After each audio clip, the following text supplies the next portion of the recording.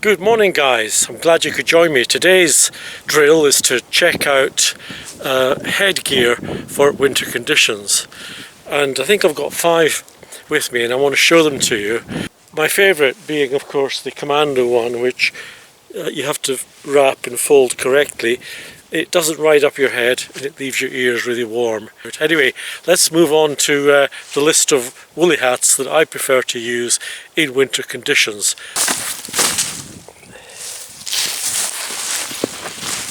Once you stop, providing you're not too sweaty, you can put on another layer. I brought with me, first of all, quite a well insulated jacket, multi-terrain pattern. Lose all your body heat, just layer up for the conditions that you find yourself in. I think I'm about 700 feet, 600 above sea level. I think it's to be -5 today, but it feels more like -1 because the sun's shining at the moment. That's better. Now then, let's start. My first choice in hot weather in the summer is army surplus jungle hat with vents on the sides, and I wear it as I'm supposed to, with the elastic at the back of the head rather than under the chin, and the top loose and the front pulled down and the sides tucked over the ears in a military and fashionable way. Anyway, I don't wear that too often because, as you know, in Scotland we don't get many heat waves. Second choice would be the obvious one, to protect you from the sunlight over your face, give you good vision in direct sunlight, and quite cool. Third choice would be the straightforward beanie, always carry one, pulled over the head, and gives you a nice cover over the ears. The downside with wearing beanies, this is I think a pretend military one, is that they tend to crawl up your head. I'll show you. They tend to work their way up and sweat and slide. So you put them on and they seem great, but after a while of doing a workout, they tend to ride up the head. You start to look a bit like a garden gnome, and the whole thing doesn't seem to function well. I suppose not pushing yourself too hard, it's a convenient way to do the business. My other choice, which I would only wear in extreme conditions, is the proper army wool SAS type hat, but I tend not to wear it because it looks somewhat scary. I'll let you see in a minute, but it's very warm and woolly. There's no way that the cold will get you if you wear this. It's utterly practical from that perspective. But the downside is, if you're tempted to wear it as you should wear it on an operation, you look like a dangerous person, anti-establishment, against the system, so it's not advisable to wear this. But I would wear it on the mountains if it was blasting very cold. I would certainly get the benefit of wearing it because I have worn it on mountains before. My final and favourite choice, of course, has to be the commando version. It's quite difficult to fold if you haven't had a lesson on it, but I'll show you how to fold it in a moment. But it has a flap on the top which you tuck in on the sides. Anyway, I like this a lot because not only does it give you quadruple or double, 1, 2, 2 level cover on the ears for quite a depth, and a bit of airiness on the top, which you're supposed to tuck in well, but if you needed to you could rip it open and let some of the heat out whilst still protecting your ears. I like it, very versatile, and what it is basically a wool, this is the real McCoy, a wool tube. Now I'll show you how to fold it correctly. I think there's more than one way of folding it into a hat, but it can also double up as a neck warmer if you want to use it for that. It's a fair length, it's about a cubit, i.e. double cubit, hand to shoulder. So let's just put it around the collar.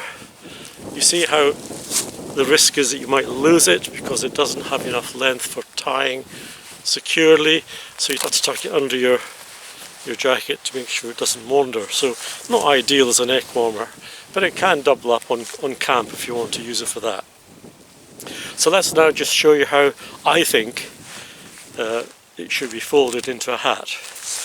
Demonstration coming up, stand by.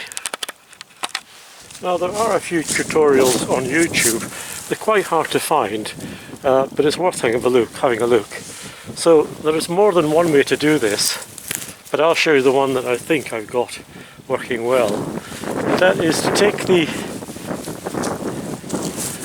tube and pinch the top layer,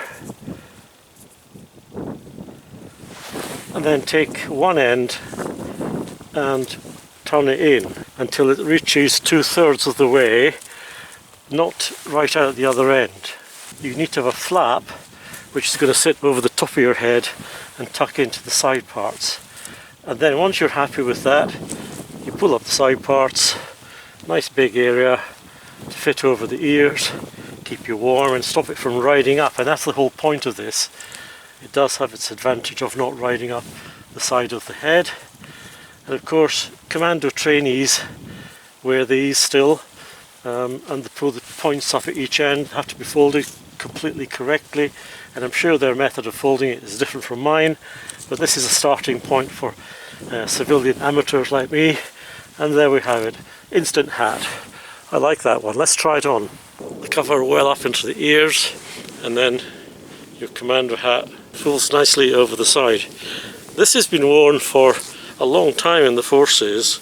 It was certainly worn during the Second World War, probably before, and you probably noticed in some of the old archive photographs that the guys seem to have excess material and it hangs to one side, sometimes like that, and that's because there is more material on that side, because the double is then treble once you tuck the flap in on the top. So there's the flap.